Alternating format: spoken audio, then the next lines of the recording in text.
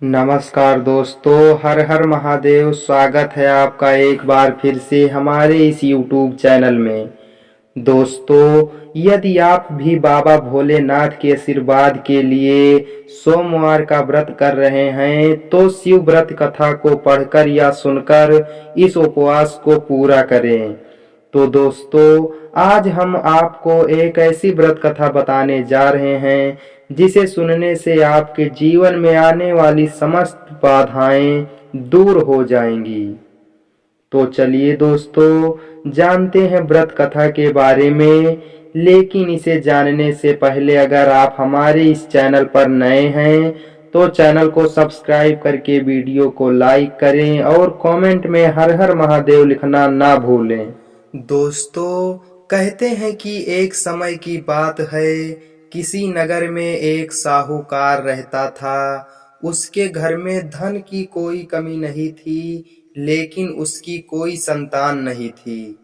इस कारण वह बहुत दुखी था।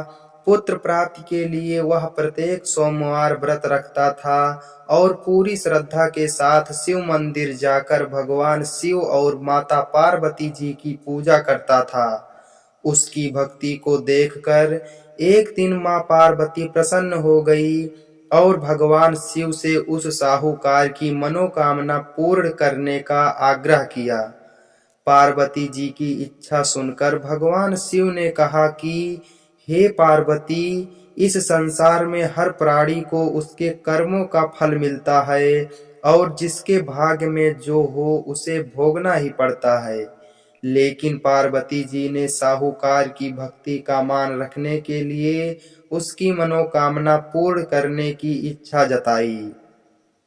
माता पार्वती के आग्रह पर शिव जी ने साहूकार को पुत्र प्राप्ति का वरदान तो दे दिया, लेकिन साथ ही यह भी कहा कि उसके बालक की आयु केवल 12 वर्ष होगी। माता पार्वती और भगवान शिव की बातचीत को साहूकार सुन रहा था। उसे ना तो इस बात की खुशी थी और ना ही इस बात का दुख था। वह पहले की भांति शिव जी की पूजा करता रहा। कुछ समय के बाद साहूकार के घर एक पुत्र का जन्म हुआ। जब वह बालक 11 वर्ष का हुआ, उसे पढ़ने के लिए काशी भेज दिया गया। साहूकार ने पुत्र के मामा को बुलाकर उसे बहुत सारा धन दिया और कहा कि तुम इस बालक को काशी विद्या प्राप्ति के लिए ले जाओ और मार्ग में यज्ञ कराना। जहाँ भी यज्ञ कराओ वहाँ ब्राह्मणों को भोजन कराते और दक्षिणा देते हुए जाना। दोनों मामा भांजे इसी तरह यज्ञ कराते और ब्राह्मणों को दान दक्षिणा देते हुए काशी की ओर चल पड़े।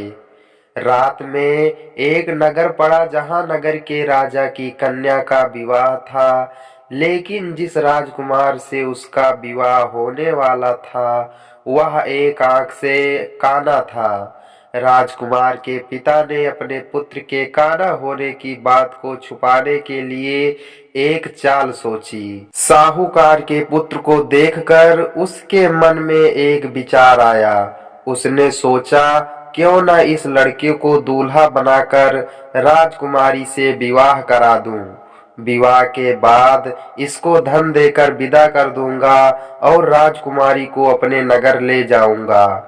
लड़के को दूल्हे के वस्त्र पहनाकर राजकुमारी से विवाह करा दिया गया। लेकिन साहूकार का पुत्र ईमानदार था, उसे यह बात न्याय संगत नहीं लगी। उसने अवसर पाकर राजकुमारी की चुन्नी के पल्ले पर लिखा कि तुम्हारा विवाह तो मेरे साथ हुआ है, लेकिन जिस राजकुमार के संग तुम्हें भेजा जाएगा वह एक आंख से काना है। मैं तो काशी पढ़ने जा रहा हूँ। जब राजकुमारी ने चुन्नी पर लिखी बातें पढ़ी तो उसने अपने पिता माता को यह बात बताई। राजा ने अपनी पुत्री को विदा नहीं किया, जिससे बारात वापस चली गई।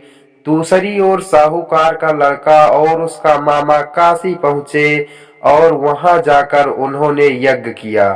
जिस दिन लड़के की आयु 12 साल की हुई उस दिन यज्ञ रखा गया। लड़के ने अपने मामा से कहा कि मेरी तबीयत कुछ ठीक नहीं है, मामा ने कहा कि तुम अंदर जाकर सो जाओ।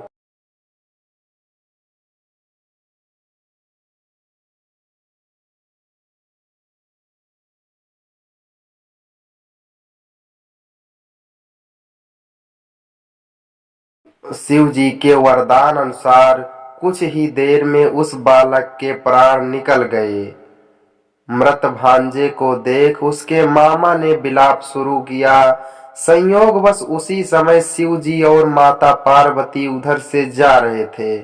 पार्वती ने भगवान से कहा, स्वामी मुझे इसके रोने के स्वर सहन नहीं हो रहे, आप इस व्यक्ति के कष्ट को अवश्य दूर करें।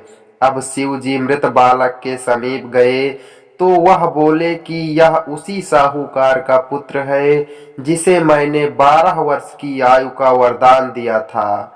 अब इसकी आयु पूरी हो चुकी है।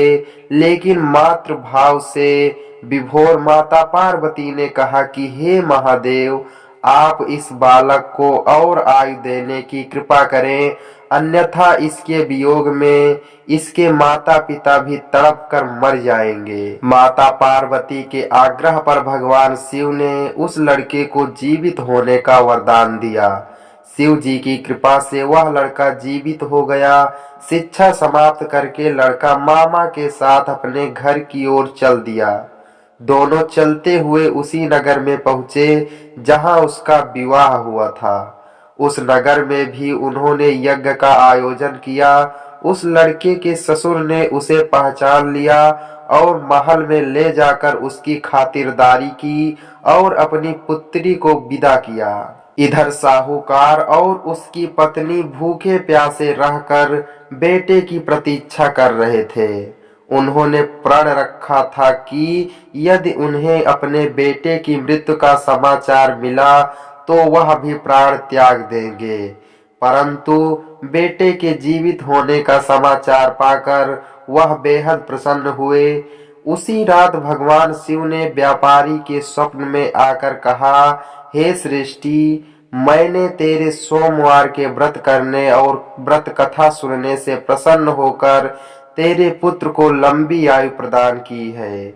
इसी प्रकार जो कोई सोमवार व्रत करता है या कथा सुनता है और पढ़ता है तो उसके सभी दुख दूर होते हैं और समस्त मनोकामनाएं पूर्ण होती हैं। तो दोस्तों, आपको यह कथा कैसी लगी हमें कमेंट करके जरूर बताएं। मिलते हैं किसी अगले वीडियो के साथ। हर हर महादेव।